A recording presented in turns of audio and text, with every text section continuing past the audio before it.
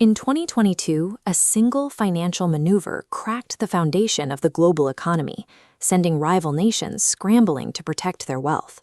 When Russia invaded Ukraine, the United States responded by freezing $420 billion of Russia's foreign reserves. Overnight, it was proven that any wealth parked in the American financial system could be confiscated if a country stepped out of line. Central banks around the world suddenly looked at their own balance sheets with dread.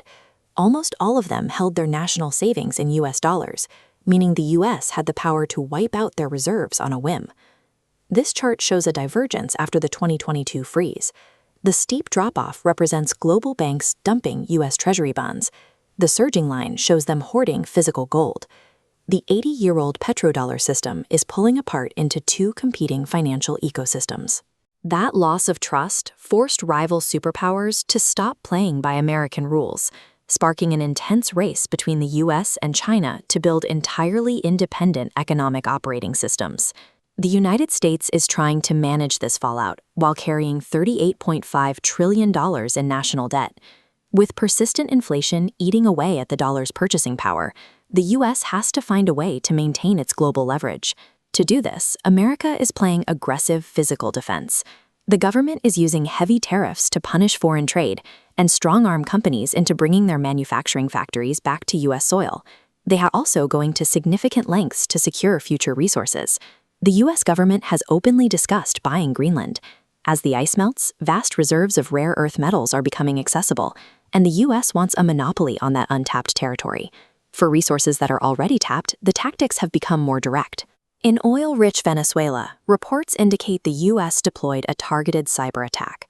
Operatives allegedly used a frequency of sound waves to neutralize the leadership security detail, allowing them to seize control of the situation without firing a single bullet.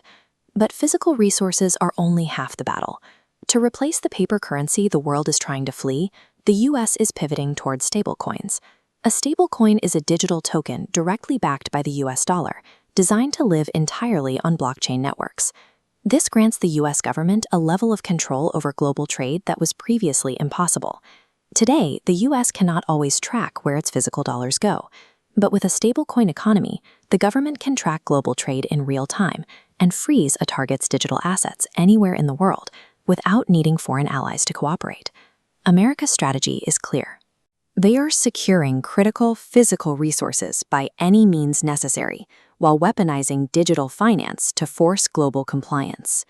While America focuses on internal manufacturing and digital locks, China is capitalizing on the U.S. pullback to build an alternative physical supply chain for the rest of the world. China maintains a chokehold on the raw materials needed for the future. Specifically, they control 70% of the world's rare earth processing capabilities. While these metals can be found in other countries, almost all of them must be sent to China to be refined into a usable form. They are pairing that rare earth dominance with electricity that costs a fraction of what it does in the West, giving them a significant advantage in running energy-hungry AI data centers. At the same time, they are eyeing Taiwan's TSMC, a company that holds a near monopoly on manufacturing the advanced microchips required to power those servers. But China knows there's a problem. The rest of the world doesn't trust the Chinese yuan as a reserve currency. To solve this, they are actively building a monetary system backed by solid gold. They are establishing physical gold exchanges. This means trading partners can accept Chinese yuan for their goods, and if they ever doubt the currency's value, they can instantly exchange it for physical gold. The US dollar is removed from the equation entirely. The strategies couldn't be more different. America is attempting to maintain control through digital surveillance and stablecoins, while China is systematically cornering the market on the physical assets, rare earth metals, microchips, and gold, required to run the real economy. This leaves neutral nations navigating a fractured reality. They are increasingly being forced to choose between routing their trade through an American digital coin network or a Chinese gold-backed ecosystem. India is currently caught in the middle.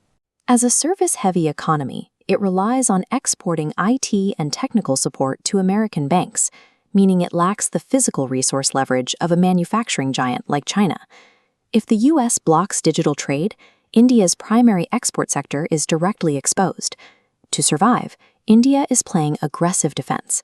The government is engaging in intense diplomatic maneuvering, slopping retaliatory tariffs on U.S. goods to show it won't be bullied, and rushing to build a domestic semiconductor industry to reduce its reliance on foreign hardware. Look at this 500-year timeline of financial history. Global reserve currencies cyclically rise, dominate, and change hands roughly every 100 years. The U.S. dollar has been the primary reserve since World War II, putting us exactly where previous global leaders historically lost their grip. The moves taken over the next 5 years, battles over microchips, over gold reserves, and digital stablecoins, will answer the final question.